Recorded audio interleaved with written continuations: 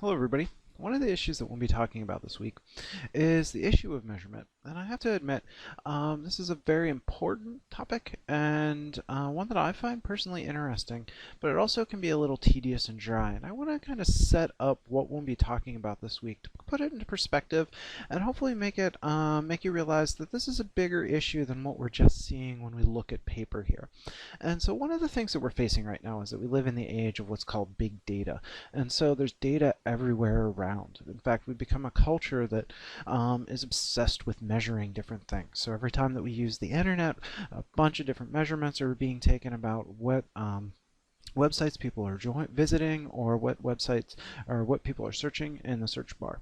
But we also have become obsessed, especially with the use of smartphones, with different metrics. And so if you've been trying, if you've ever tried to lose weight, or if you've tried to improve your fitness, there are a lot of different apps that are used to help people track different things, such as miles ran, or the amount of food that they eat, or whatnot. And so we're becoming a society that's really obsessed with measurement. And on paper, a lot of the things that we're talking about sound kind of uninteresting and a little bit boring. But one of the things that I want you to think about is how some of these issues that we'll be talking about this week actually apply to things that you may be interested in measuring, whether it's from a psychological perspective, or if it's a measurement that you're just using on your day-to-day basis. And in fact, a lot of the issues that we'll be talking about while we put fancy names on them are actually conversations that we're having in the general public on a day-to-day basis but don't realize it.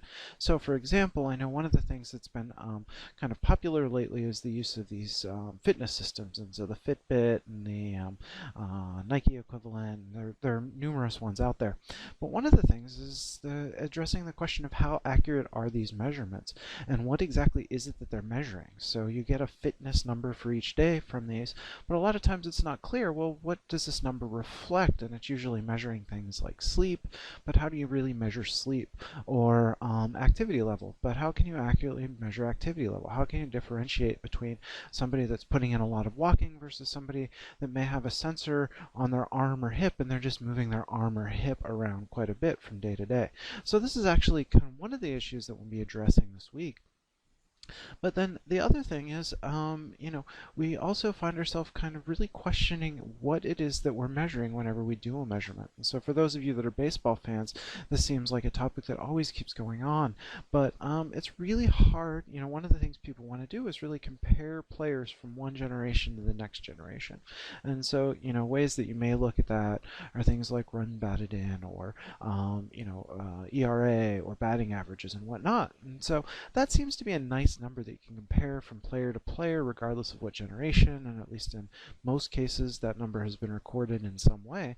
But now one of the things that you'll actually hear people talking about is that you really have to try and take into consideration the environment that each of those players were in. So for example, batting average for somebody that was playing in the 1950s, the 1960s, should be different just because the level of play is to somebody that's playing today currently, and kind of the current standards for what makes a professional baseball player.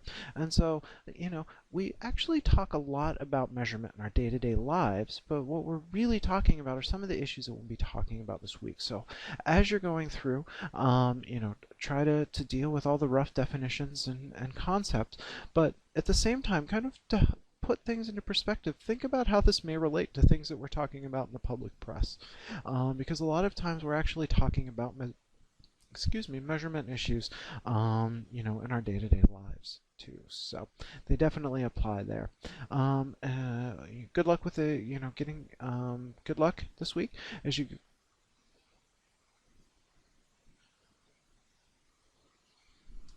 Good luck this week as you go through the material, and if you have any questions, definitely feel free to ask me.